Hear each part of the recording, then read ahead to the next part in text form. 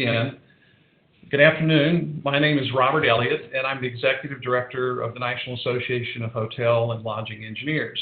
And I want to welcome you to today's webinar, Reducing Legionnaires' Disease Risk from Hotel and Resort Facility Properties. I would like to start by saying a few words about NALI. We're a trade association formed for the purpose of providing educational content and professional development for hotel engineers and maintenance professionals. We were founded in 2009, and we're now celebrating our 10th year as a trade association. Coming new from NALI this year, I would like to announce that complementing our certified chief engineer and our certified director of engineering training programs, we are providing a Spanish translation for our certified chief engineer program for select service properties.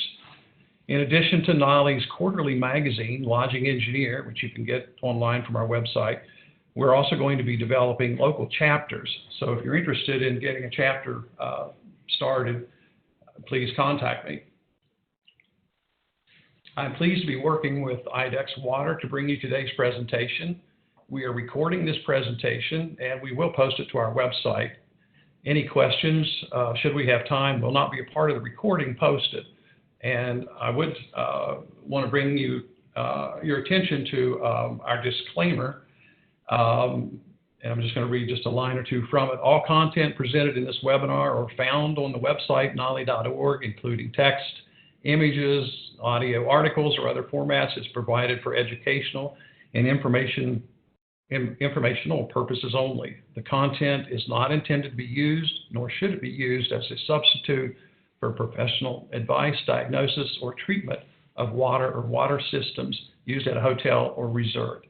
Reliance on any information provided by this webinar is solely at your own risk.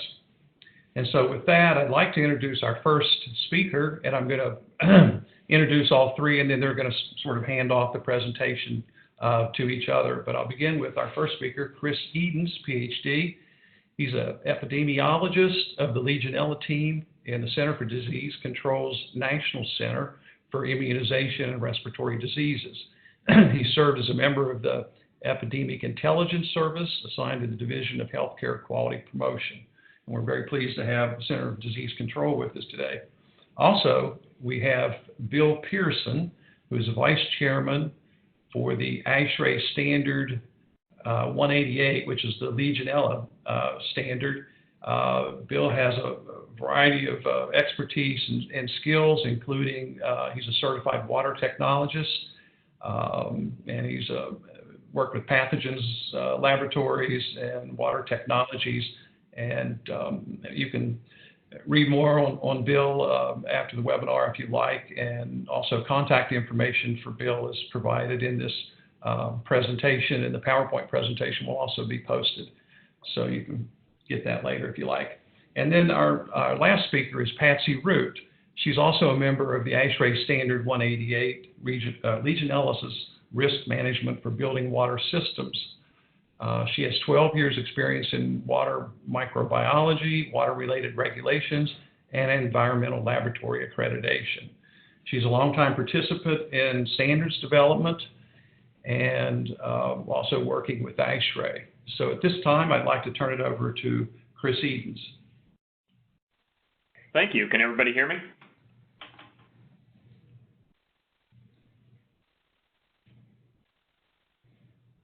Just making sure everybody can hear me on the phone line. Yeah, I hear you fine. Yes, loud and clear. Yeah. Perfect.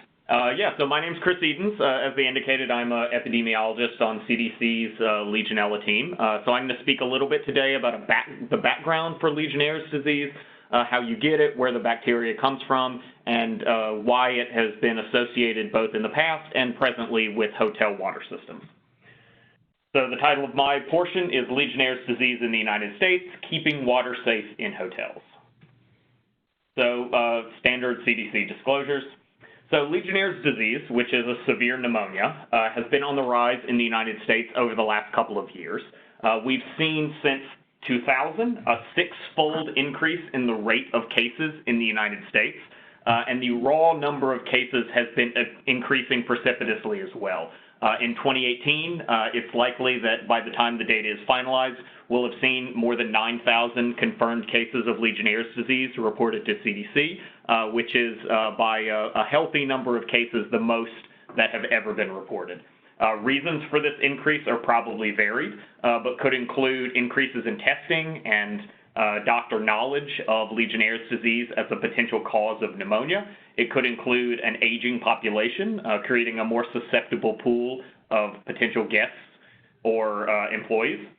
And it could also include just aging of buildings. As water systems get older, water heaters are less efficient, pipes might contain more biofilm, and you could have increased danger of amplification of Legionella bacteria in the system.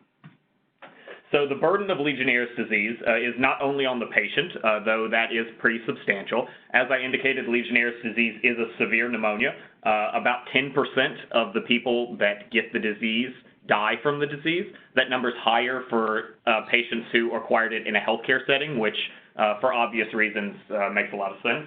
But not only from a morbidity and mortality standpoint, Legionnaire's disease can have a really strong economic impact as well. So inpatient treatment for one case of, or for all cases of Legionnaire's disease estimated to exist in the United States was nearly $500 million a year, based on data from a couple of years ago in a paper that's forthcoming from CDC. And we found that outbreaks have actually economically burdened facilities as well. We know that Legionnaire's disease is a particularly litigious pathogen. A lot of people get sued after getting Legionnaire's disease when there's a suspected link to a hotel, to a cooling tower, or to a hospital. So how do you get Legionella, or how do you get Legionnaire's disease from Legionella? So the difficult part of this bacteria is it's ubiquitous in the environment. It's not something you're going to be able to completely eliminate the risk from. So Legionella can be found in pretty much any freshwater source, but it's generally not found in a high enough concentration to cause disease. The problem is when that bacteria enters the water system of a complex building, such as a hotel or hospital, which is not being properly maintained. Once the conditions for Legionella growth exist, which include low levels of detectable biocides such as chlorine, or temperatures in the Legionella growth range, which range from about 87 on the low end all the way up to 105, 110 on the high end. It's a strange bacteria in that it really likes warm and hot water as the ideal growth range for the bacteria. Once it gets into these systems and amplifies, you kind of create a situation where you can expose patients to this bacteria and make them sick. So to expose them to the bacteria, by far the most likely route of transmission is aerosolization and breathing in water droplets that include the bacteria. This can be done by devices such as cooling towers, which are large air conditioning units. Showers, hot tubs, fountains have all been sources of Legionella exposure and outbreaks. Some people are more at risk from Legionnaire's disease than others. This includes folks that are over the age of 50 that have comorbidities such as an immunocompromising condition, a recent organ transplant, former smokers, or those with diabetes. If those people encounter Legionella aerosolized water that includes Legionella bacteria, they can acquire the disease, and as I indicated before, it is quite severe once it has been acquired. So Legionnaire's disease has always been associated with hotels. As many of you may know, Legionnaire's disease and the bacteria causing it, Legionella, were identified as part of a very large hotel outbreak where in 1976 at the Bellevue Stratford Hotel in Philadelphia, Pennsylvania, where the American Legion was having its annual convention. And that is where the namesake of the bacteria comes from, Legionella pneumophila, which is the primary cause of human cases of Legionnaire's disease, Legionella from Legionnaire's disease, and pneumophila because it causes a severe pneumonia. So more recently, CDC conducted an analysis about 2 years ago of data from 27 building-associated outbreaks from 2000 to 2014, where CDC participated in a direct way, and we found that nearly half of them were associated with hotels, with a smaller percentage associated with long-term care facilities or hospitals. So why might hotels be a common source of Legionnaire's disease outbreaks? Well, hotels have many of those common aerosolization sources that I indicated on a previous slide. They typically have complex potable water systems. They often have cooling towers if they're large enough. Lots of them have hot tubs or other kinds of recreational water features. decorative fountains, and less likely, but still not non-zero, occasionally they also have associated industrial equipment as well. So Legionnaire's disease is associated with travel. We see that about 10% of cases reported to CDC have some sort of travel within their exposure period, which is generally defined as the 10 to 14 days before patients first present with symptoms. Most of these patients that have a travel association report having visited a public accommodation, which we define as basically anywhere that you can pay to stay. So a hotel, a motel, a cruise, something like that. You can see in the graph that, as with all cases of disease, the number of travel-associated cases have been increasing recently as well, and you can see that more than 50% of those cases have a public accommodation exposure within their incubation period.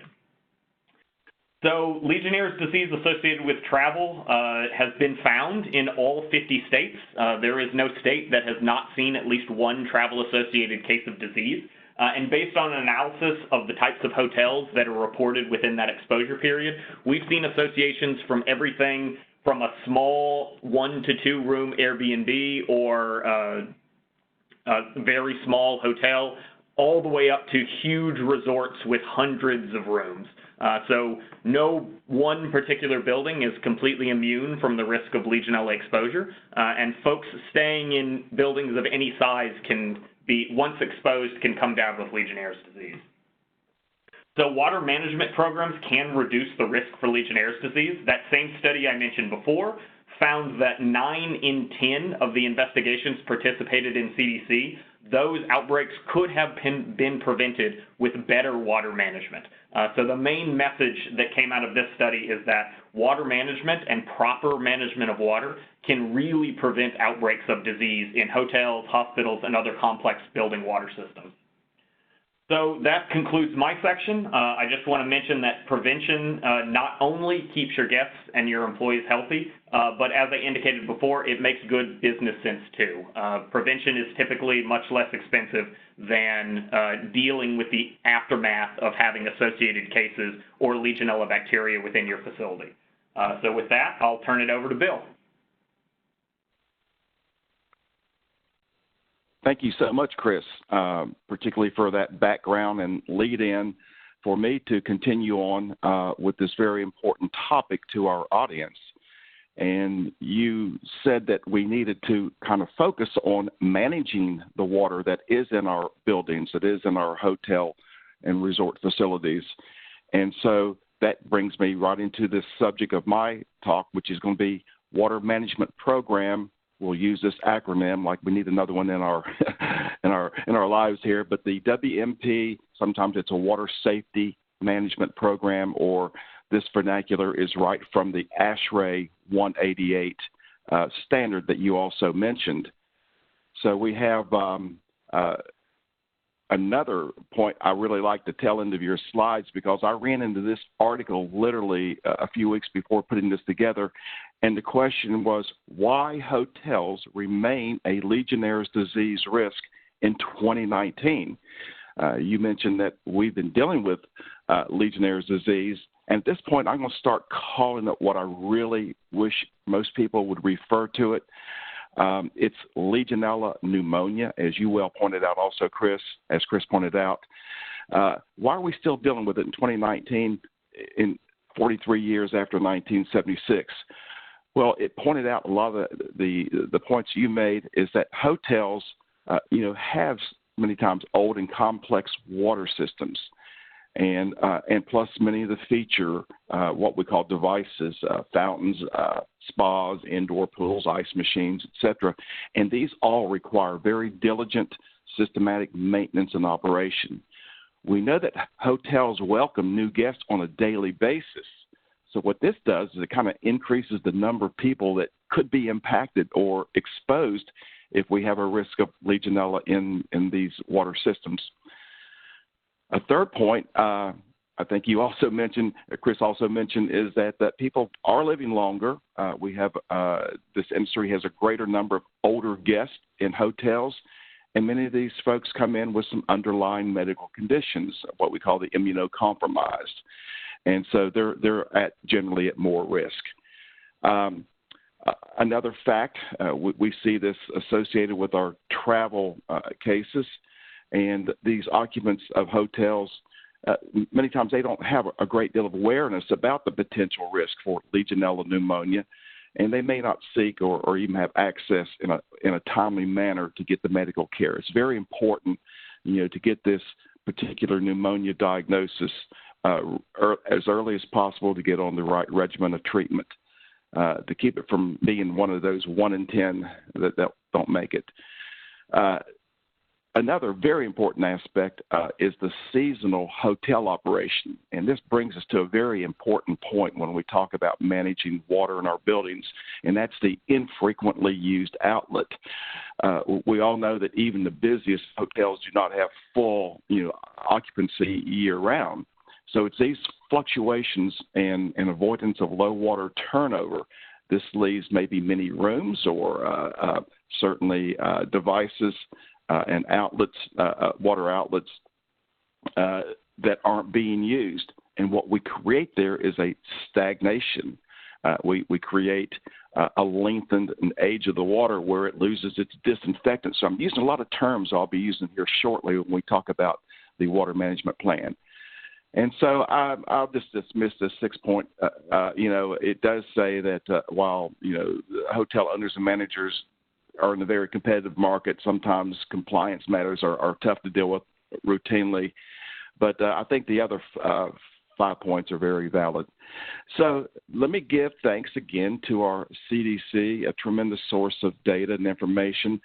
Chris mentioned that it's not just in one area, but I've got 3 slides I'm going to show real quick. Don't worry about the numbers. This is a map of the United States, and it has the incidence of Legionella pneumonia cases reported to the CDC per 100,000 population. And so in 2007, here's what the map looked like. In 2012, here's what it looks like. And in 2017, the takeaway here is no one is free from this. The Travel Association and where you're located. Yes, some areas are more dense than others. There's reasons for that. The age of those, particularly the Northeast and the Ohio belt, where we have older infrastructures. But the light states are getting dark, and the dark states are getting lighter. And I just think it's pretty visually showing this when I fly through the slides. So with that background, as already mentioned, Legionnaires' disease cases are in the headlines, and I'm glad there is a tremendous focus on this. This focus really heated up in 2015 when the ASHRAE standard came out, because it coincided with an outbreak of Legionella pneumonia in New York City, South Bronx there, a very big outbreak, their largest ever. Ended up taking 18 lives, and over 130 were sick with that pneumonia. But unfortunately, the cases in the courtrooms dealing with Legionella are very prevalent. So we know that 9 out of 10 can be prevented with a good water management plan. And so our hotel building owners and managers, you can protect the people who occupy your facilities, and also meaning you protect your investment. So how can we do this, provide this? We can comply with local regulations and laws, but we're ultimately going to be responsible ourselves for managing our buildings, managing our water systems. So my one big learning objective here is, and I've been using this mantra, we need to be thinking Legionella. We need to think about this bacteria. And yes, that requires you to have a little knowledge base about it. So I encourage, if you don't have it, we've been dealing with it for 43 years. There's tons of information. And I'll be referencing another resource from the CDC, and that's their toolkit. And you'll see shortly some of the graphics from it. So we need to be thinking about Legionella when we have an unoccupied room for many days or weeks. Hey, I bet that water in there's maybe not as fresh as it was, when it was first, went through the pipes. And you're right, and it's lost its disinfectant. So you'll have a flushing program for that. So we'll get to that shortly. So here's our standard 188. It did come out in 2015. It was revised in 2018 just a little bit. It's the first and still only Legionellosis standard in North America. And what it does is establishes minimum risk requirements for managing that bacterium in building water systems. And then compliance is this water management program, the WMP that I've mentioned. So here's what it looks like in the standard itself. There's 7 core activities, or what we call 7 steps, that make up the water management plan. And I'll be covering the first 5. So you'll see that we need to, on the left-hand side, establish a team. And once that's done, we'll describe our systems, our water systems in the buildings. We'll assess the risk that could be associated with them. We'll identify where we can control it. And then we'll start the monitoring and corrective actions process. Ultimately, we need to confirm that what we're doing, everything is right, that we're doing what we're supposed to be doing, and it's right. That's our verification validation. That'll be covered. And then documentation. You'll hear that over and over. So here's how the CDC toolkit kind of gives us a really nice graphic of this same 7 steps or flow. I won't repeat them. You will have a digital copy of this webinar. And so let's start, with our water management program. Step 1, it's an important one. This is where you establish the team. And the CDC gives us another graphic of what that may entail, because there's multiple roles to be fulfilled by this team, ultimately to come up with a water management plan and indeed program to implement to reduce and manage our risk. And I'm going to hit this just a few more seconds because there's some very important parts of it. People always ask, well, how big should this team be? Do you have to have, a dozen people? That actually depends on the size of the facility, obviously, as well as the knowledge of the individual or individuals. Sometimes a water management team could just be 2 people. In some very small cases, 1, but usually 2 or 3 people. But this first aspect, you do have to have someone who has the ability to oversee the program. We call this the leader or the facilitator, and they need to have the authority to make decisions that the team, the rest of the team, or that need to be put in place. This means with the purse string also, so to make those decisions. A very important part, and I have it in red, is you need to have someone who has knowledge of the water systems. Now, many of our hotels, many of your facilities, have engineering staff or have maintenance staff, and they may indeed and should have knowledge of the water systems. But I just want to stress the importance of that, because that's what we're going to be managing. Where we fall short, when I say we, where the industry falls short, is not often do those facility engineers or maintenance people have particular knowledge and training with respect to Legionellosis or Legionella bacteria, because you'll see they need to have the ability to identify control locations and control limits, and all this is associated with Legionella. This is the one area that I see most water management plans from hotel resort facilities fall down in if they aren't getting this resource from somewhere. If they don't have it within, they've got to get it from somewhere. And you can start with the larger facilities. You may have a cooling tower on site, so you've probably got a water treatment program going on. Tap that water treatment professional, their company, for resources. You may have ice machines. You may have a hot tub that's being serviced by a vendor. Tap them for knowledge. Say, hey, we need information. We need to know that we're also maintaining these with respect to managing the risk of Legionnaires pneumonia. So the other aspects in green, certainly these have to be done, but these are easily done by someone, on the team. So that's our team. A quick summary. We do need to understand the roles and responsibilities of an effective water management team, and it does start with that facilitator or leader having the authority to make those final decisions. But importantly, you have to have someone or resources who understand the building water systems as they relate to potentially harboring Legionella bacteria and being a risk or source upon exposure for Legionella pneumonia.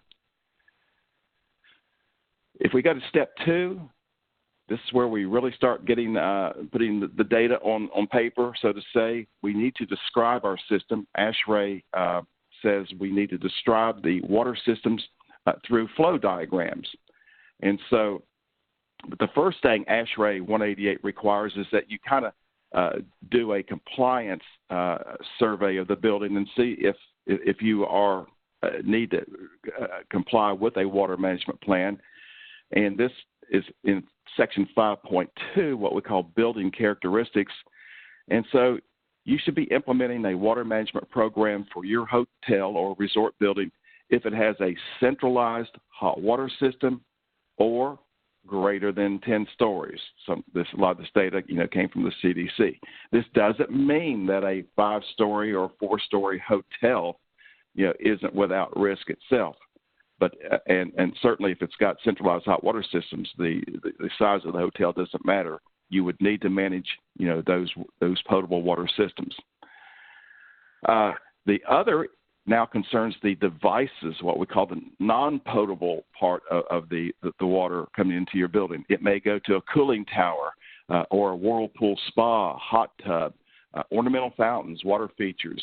Anything that can aerosolize the water. As Chris pointed out, it's when water containing Legionella gets aerosolized and can be subsequently inhaled upon exposure, to a host, and that's where it can get into the lungs and cause the pneumonia. So we concentrate our devices on these aerosolizing devices, and we know that every building, every hotel property is different with respect to size, structure, age, and water quality and the systems device they have, even their surrounding conditions. So every building, every facility needs a tailored water management plan. That doesn't mean it can't come from a bit of a template, because the template is ASHRAE 188. It has, if you go through ASHRAE 188, it's hardly 15 or 16 pages, but if you look at its outline, you'll actually see a template ready for you. Supplement that with the CDC toolkit information, and you're well on your way. So describing the building, this is where you put it in written description, as well as what we call process flow diagrams. This is where you literally talk about how is water distributed and used, or we say processed throughout the building or facility. This will entail the location of your devices that we've already mentioned, hot tubs, water heaters, ice machines, cooling towers for sure. And we get something like this, really nice process flow diagram graphic, again, from the CDC toolkit. You can see it literally starts with, hey, we're getting our municipal water from a 4-inch pipeline off of Maple Street. It goes to a backflow preventer, goes over to fire suppression, then it comes down, and this is a process flow diagram of both the potable and the non-potable water system. So it shows us that it goes to our water heaters, and goes to a decorative fountain, goes to a cooling tower, it's on the roof. So this is not a plumbing diagram. It doesn't have to be at all in that detail. It's just informing us what is happening to the water once it comes into the building. And this is extremely important information, because these process flow diagrams will take them in step 3, where we look for assigning the risks. So the summary here on describing the building, it's your building's risk factors is the first step in our water safety management, and it's both for the potable and, importantly, the non-potable water systems must be described, written in process flow diagrams, and you'll see that they should have sufficient detail so we can get information to put into our water management plan. And again, document. I keep forgetting that thing's going to pop up. So step 3, let's assess our risk. We got our flow diagram. We look at it. We say, here we've got a cooling tower. Wow, we know that's associated, can be with having Legionella. We have, our hot water heaters. We know it's important to maintain them correctly, paying attention to temperature. We'll get to that in just a minute. And so this is step 3, and this is, again, where you need to have someone on the team or resourced out or a program to train the team member with some knowledge about Legionella bacteria and the disease and the water systems, because you're going to be identifying these risk factors, and you need to have that knowledge base about the bacterium that causes the disease. So, like exposure, we've already talked about the virulence of the strain Legionella, and susceptibility. Not everyone is equally susceptible, and so we'll get this information and put it in our plan. Now we get to start discussing some topics that are really important in our management of water in our building systems. Biofilm is the root of the problem. The National Science Foundation has pointed this out. Here you see what biofilm is. If you don't already know, it's that thick, slicky, slimy stuff that invariably will form when you have water in a vessel or container. And what this biofilm does is it protects the Legionella from disinfectant. Again, I'm starting to repeat a lot of key terms.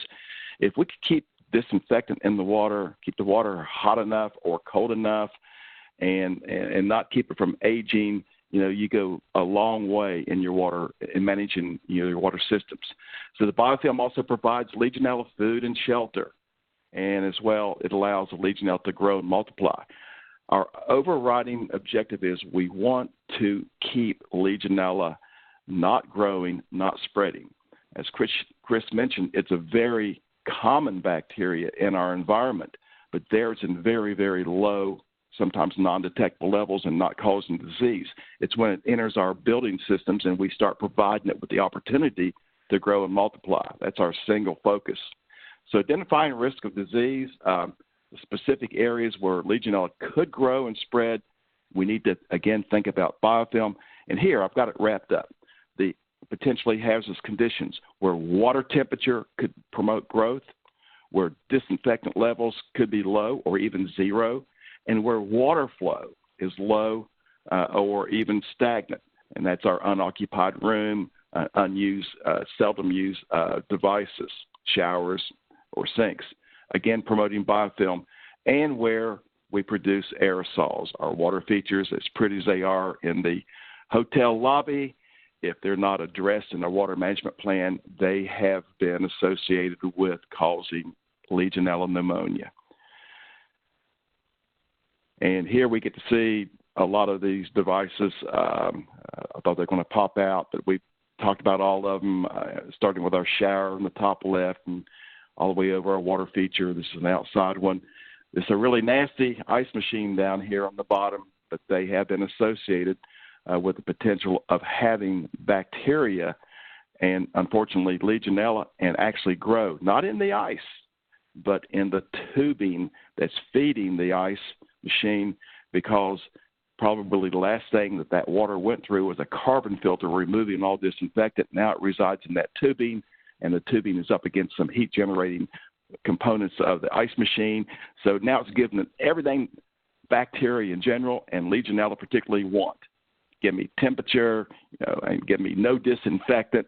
Give me time to form biofilm and associate with other microorganisms, nutrients, and I'll grow like crazy. So that's what we have there, these devices. Here they're kind of summarized. I don't think we need to go over that. So temperature matters. This was brought out earlier. Legionella bacteria are particularly heat tolerant. You have to go to very, very high temperatures to start impacting them in terms of stopping their growth and then indeed killing them. And unfortunately, in many of our facilities, maybe more so in healthcare, but even in hotels and large buildings, due to complexity, we don't maintain our water temperatures, where they should be. The rule of thumb is, produce it and store it at 140 degrees and deliver it maybe at 130 or 122 or 3. There's laws and regulations in various states controlling that. But it's again, going back, keeping the hot water hot and the cold water cold. So you'll hear temperature discussed a lot in the water management plan. So a summary here for assessing the risk. It is critical that we establish these control measures and strategies to prevent the disease. We will use our process flow diagrams, start with them, and look where we can control it. Where can we apply measures?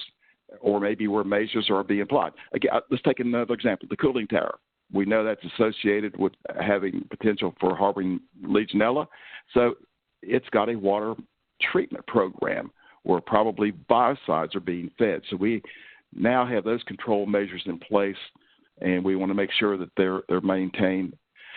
And so we, very importantly, our plan needs to address water service disruptions. So many cases, so many outbreaks have been associated when we have interruptions in our surface water supply, planned or unplanned, like a water main break, which disturbs all the biofilm that's in those piping and releases a lot of bacteria. So, again, let's document everything, and let's move on to what I think is maybe the important part of the water management program. This is where you identify the control strategies. This is where you have your control strategies put in place to control and manage Legionella.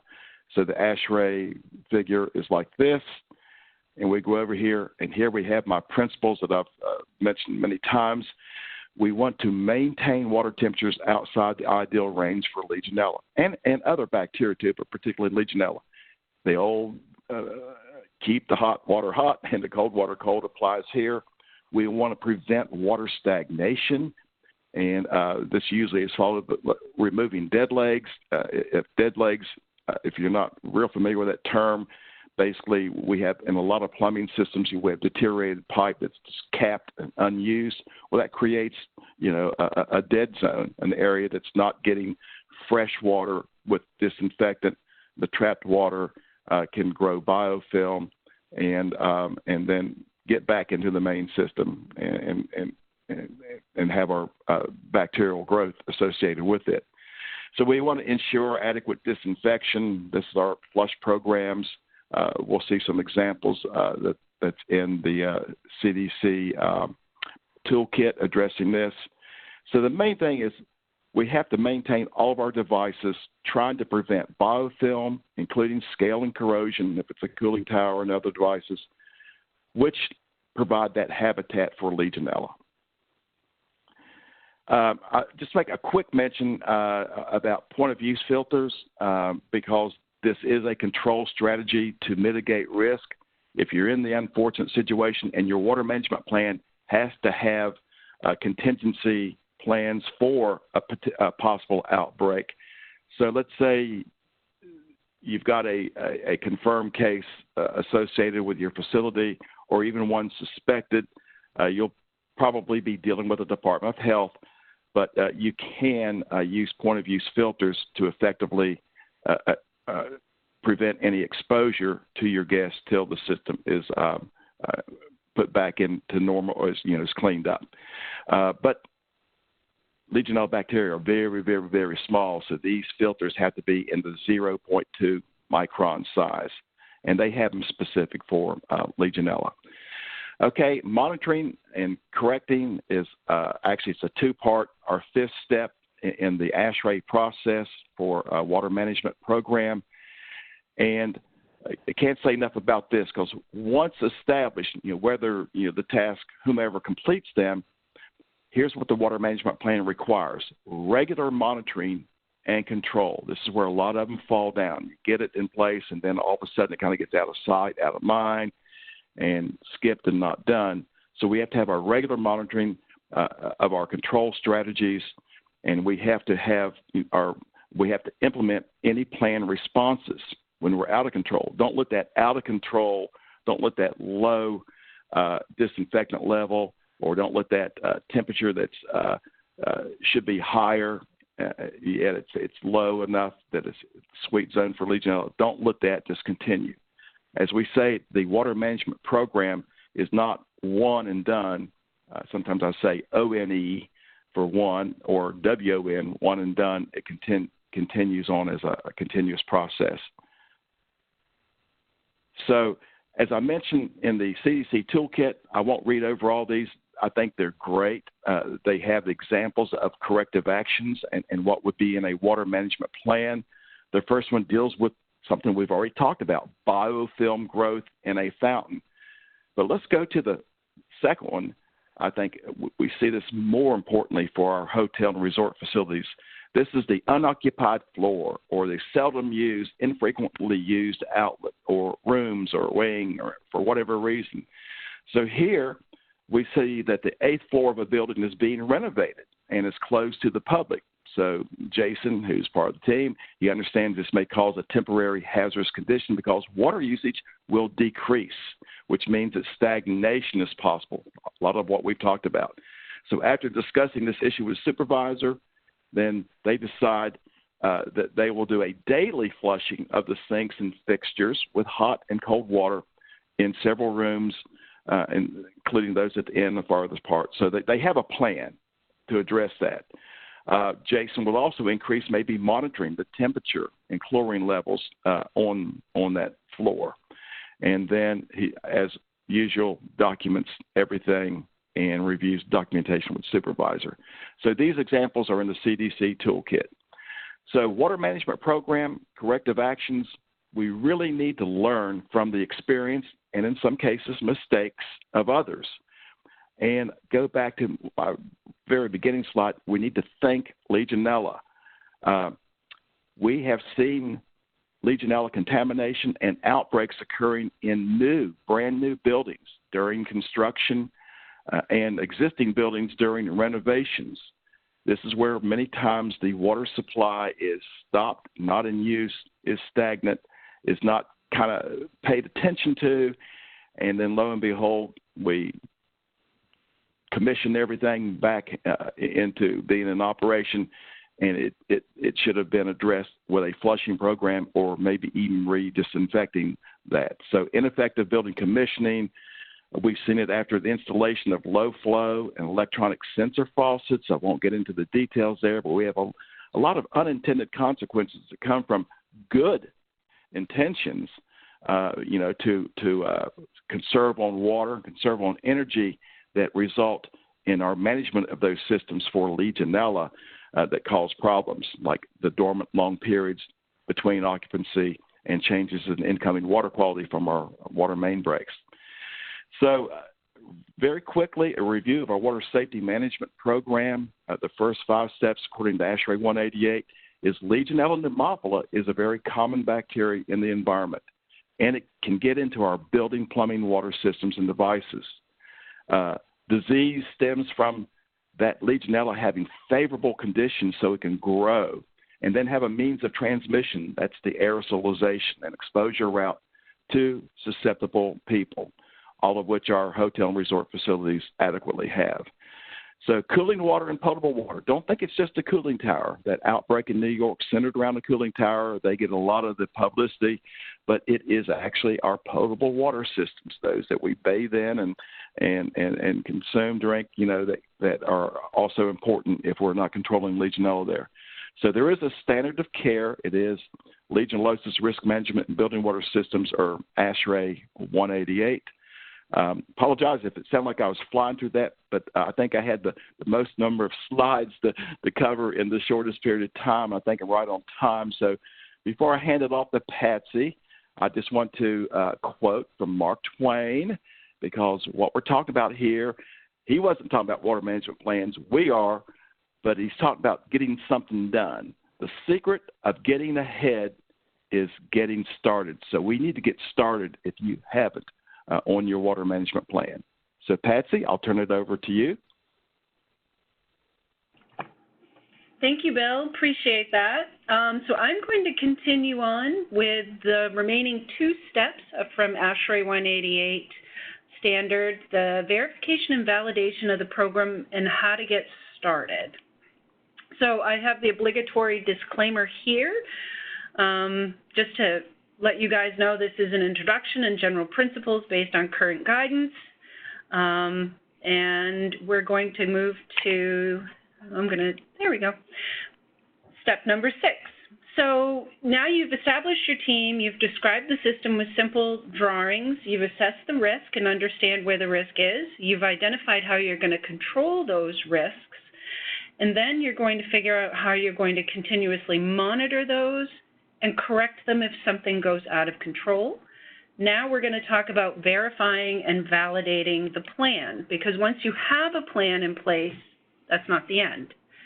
It's the beginning, because you have to make sure that you do these two steps. Verification will confirm that the activities that you've written into your plan are actually being performed, which is pretty much like an internal audit. Because as you know, any program that you put in place is only as good as its implementation. So verification is to ensure that your activities you said were going to happen are happening. And validation is to confirm that the program is actually effective. Are we actually reducing the risk? And can we prove that? Which is something everybody is going to want to know. So verification is doing what you said you'd do. And the proverbial Reagan saying, trust but verify, is exactly what applies here. So your team has to designate who, as well as when, how, and how often you're going to verify that the control measures that you've written into your plan have been implemented as you've written them. Essentially, like I said, verification is like an internal audit. So on here, what you should do in your verification steps, whoever has been designated to do these steps, is they can check logbooks. They can check the control measures were within the limits that are described in the water safety plan. And they can confirm that if any of the control measures were not within the limits that you've described in your plan, that your pre-planned actions were taken to get those controls back under levels that are described in your water safety management plan. So as an example, I put up a verification step that could be performed. So say, for instance, in your water safety management plan, you've written in there that the chlorine level checks in the spa pool should be done, that the level of chlorine should be between 0.5 and 0.7 parts per million. And in your plan, you said that the spa is going to be tested daily and the results are going to be recorded in a logbook. And you've said in your plan that if it's below the 0.5, then the person who's doing the verification will perform predetermined corrective actions to get that spa back into correct working order. So your verification step is, were those chlorine checks done and were they documented? And were the monitoring results as expected? And if they weren't, were there predetermined corrective actions taken to get that spa back under control? So that's verification. And validation, as we talked about, is your plan effectively reducing the risk, i.e., is it reducing the growth of Legionella and Haemophila in your system? So there are two types of validation that have been described in ASHRAE 188 and the CDC toolkit. Proactive validation would be to test water samples for Legionella and Haemophila that could cause Legionnaire's disease if it's not controlled. Reactive validation is if you would track Legionnaire's disease cases or outbreak to determine whether or not the water management plan has been working. So as you can imagine, most people probably opt for the proactive validation and do testing of the water to prove that they are actually reducing the risk.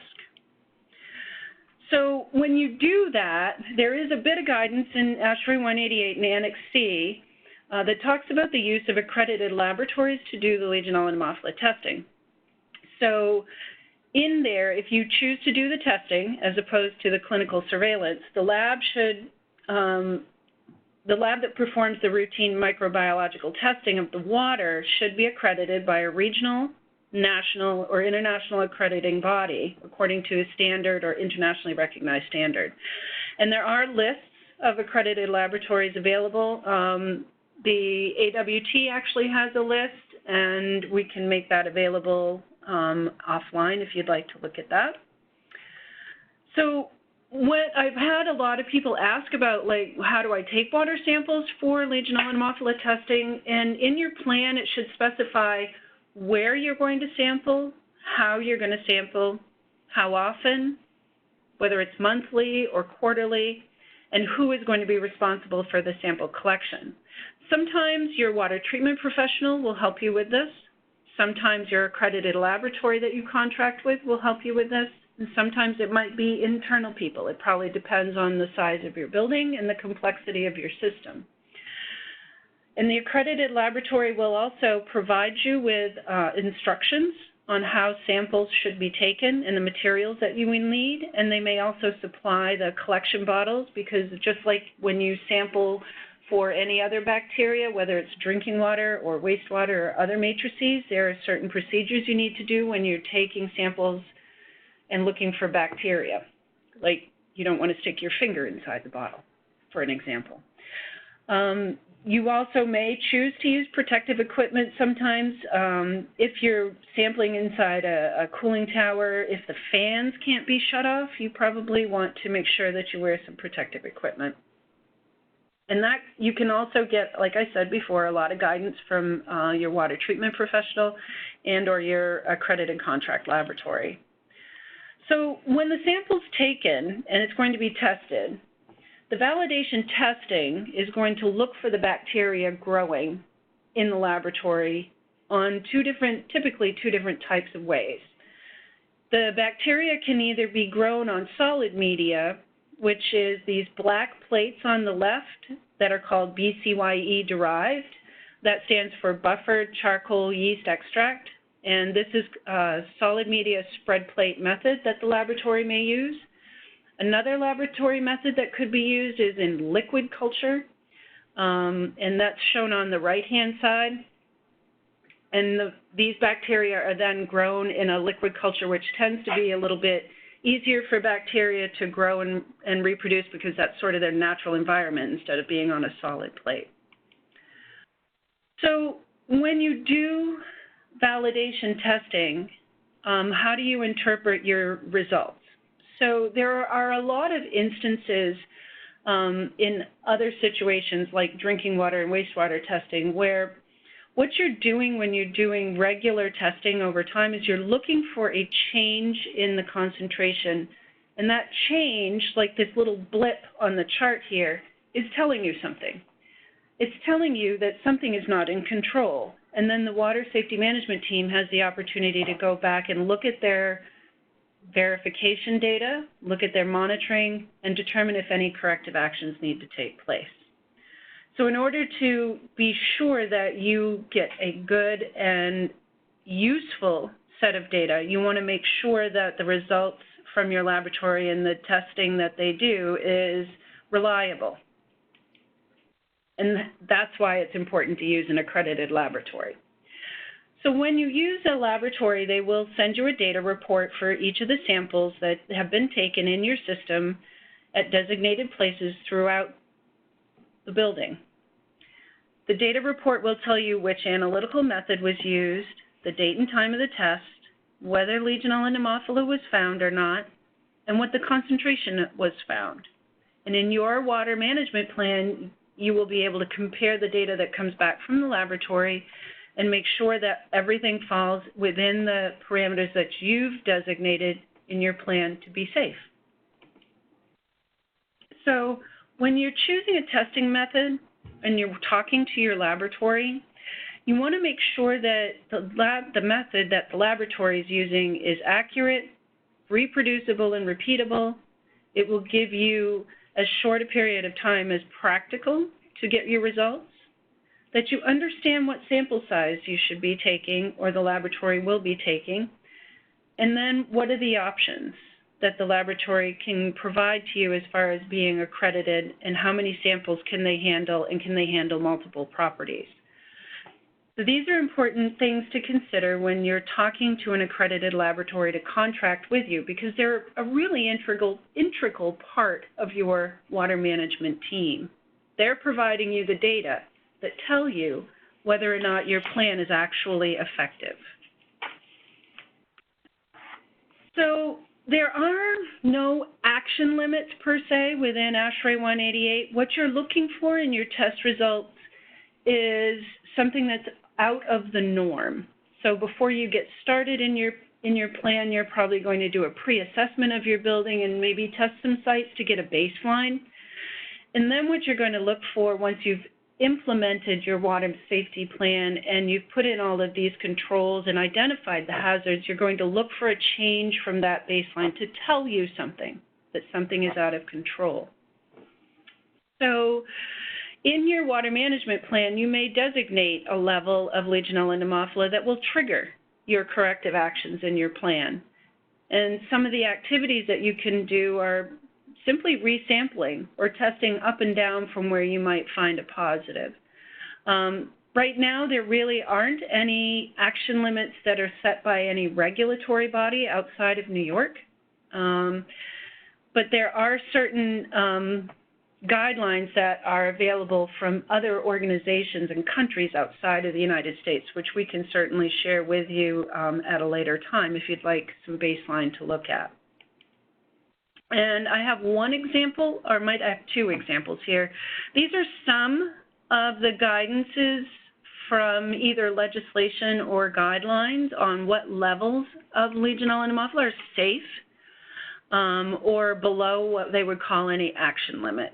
So as you can see, CDC and ASHRAE sort of put the onus of that on the water management planning team. But for instance, the VA, the Veterans Administration directive, is pretty stringent, where if any positive creates an action. For non-potable water, some of these same organizations have different action limits, because sometimes non-potable water is going to have more bacteria. It might have more biofilm. It might have less risk. So these action limits are a little bit different. But remember, you know, in all of this planning, as Chris and Bill both mentioned, Legionnaire's disease is really highly preventable. But what you need is a consistent, reliable set of data to make sure the plan that you've spent all this time and energy writing is actually effective, not just in the beginning, but over time. And over time, this becomes a lot easier. Just like anything, starting something new is always difficult and confusing, but in the end, this will just become part of what you do day to day or week to week. But it's really one of the best things that you can do to prevent people from becoming sick and dying from Legionnaire's disease. So verification and validation summary. Verification confirms that your program is being implemented as you planned it. Validation confirms that it's effective. Validation testing for Legionella pneumophila in the water system actually reduces your risk and your cost. Both verification and validation can uncover issues that might need your attention before anyone gets sick. And again, my proverbial document everything, because the last part of this, documentation, I really only have one thing to say. If you didn't document it, it didn't happen. And any judge or lawyer will tell you that. They're not going to take your word, they will take your data. So in conclusion, we just want to say that hotel guests and employees really count on the property owners and the engineering teams to keep them safe. Most Legionnaire's disease outbreaks can be prevented. Programs save lives and reputations, and they also are becoming an industry standard. Hotel engineers are a natural water management plan team leaders, and their knowledge of the building and its plumbing is essential and can be backfilled with people from outside of the institution if necessary. Don't wait. Make a commitment to protect your guests and your employees. Form a team. Review your available tools and resources. I'm assuming this will be made available offline. Tap your free outside expertise, your local water supplier, your local public health lab, your contract, accredited testing laboratory, water safety specialist, brand or franchise corporate team. Get started. These are some additional water safety management resources that the three of us have put together. These will be made available to you if you would like. And now we're going to move to a question and answer session. Thank you. Thank you, everyone. On behalf of all the attendees, just especially want to thank Chris and Bill and Passy for an excellent presentation. And we are right on time, and I thank you for that too. I do have a couple of questions coming in, and there's I would like to address them. I would like to address them quickly if I could. Hi, Richard. You've asked a couple questions here. You ask, is Legionella